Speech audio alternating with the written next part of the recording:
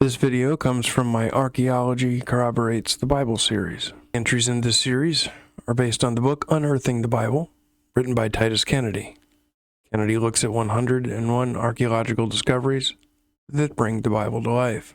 Dr. Titus Kennedy is a professional field archaeologist, an adjunct professor at Biola University, a research fellow at Discovery Institute, and has been a consultant, writer, and guide for history and archaeology documentaries and curricula.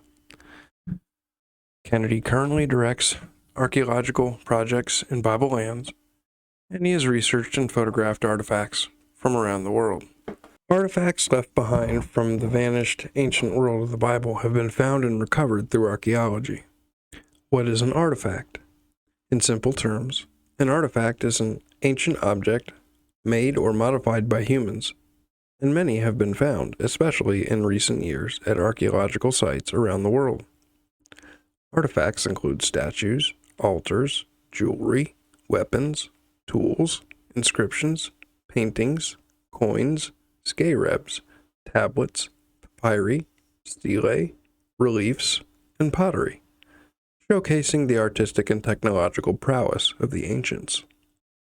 But more importantly, artifacts tell stories of the past. They serve as both visual and informational aids that provide insight into that ancient context and toward an accurate understanding and interpretation. The Bible is a collection of books written millennia ago in places and cultures far removed from modern readers, but artifacts can give us essential knowledge of the ancient world and help us avoid the problem of unconsciously or inadvertently viewing a passage or book in the context of a modern society and time. Because the Bible contains stories from the ancient world, written in a style different than the method of modern historians and paired with theology, many have assumed that the narratives in the Bible are myth, legend, and propaganda instead of accurate history. In fact, the majority of scholars, most media and educational sources, and many in the general public regard the Bible as a fairy tale and frequently portray it as unimportant or irrelevant beyond literary and religious studies. For years, the Bible's been routinely attacked and disregarded on the basis of history or archaeology. And yet, when people look into what archaeologists have unearthed, a different story comes to light, showing that instead of fiction and fairy tales, archaeology indicates that the Bible preserves an accurate recounting of the history addressed in its pages. Specifically, hundreds of artifacts from the distant past have demonstrated the events, people, and places in the Bible to be historical. The Golden Necklace, Gold of Valor.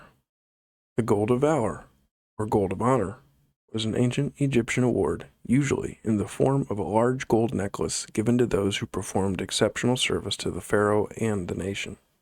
The practice goes back to before 1600 BC during the Second Intermediate Period and around the lifetime of Joseph. The Egyptian pharaohs Kamose and Amhose I awarded the Gold of Valor necklace to Queen Ahhotep for her support in the war against the Hyksos in the 16th century BC.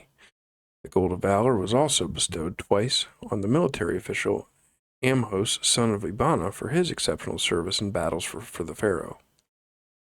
Further, the discovery of a ceremonial offering of severed enemy hands found at Ava-ris, which according to Egyptian texts was an offering that could result in receiving the Gold of Valor honor, demonstrates that this Egyptian custom had been adopted by the Hyksos and was also used in northern Egypt at the time when Joseph lived and served in the royal court. Joseph was also given a new Egyptian name, Zaphenath-paneah, which is a practice attested in Papyrus Brooklyn of the 17th century BC. When servants with Semitic names were given new Egyptian names, the Egyptian rendering of the name Zaphenath-paneah and its exact meaning are debated, but the God speaks, he lives, and he who is called life are two popular suggestions. High-ranking soldiers and officers of the king, such as Horem-heb and Ay during the 18th Dynasty, also received this award. In the tomb of Horem-heb at Saqqara, a stone relief depicts him receiving the Gold of Valor for his exceptional service as commander of the army. Ironically, Horem-heb demolished many of the monuments of Akhenaten and Atenism once he became pharaoh, reverting to the old ways and reversing what had been done by the pharaohs he had served.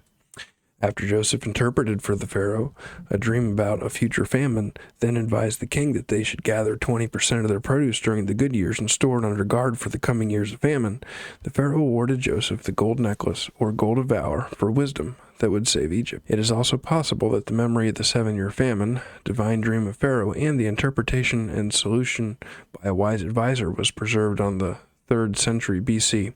Famine stele, although the inscription on the stele refers to Pharaoh Djoser, who lived several centuries before Joseph.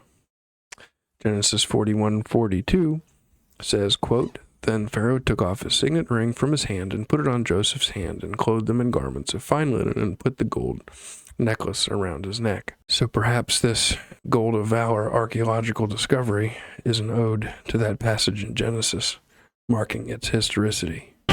I see the evidence of your good.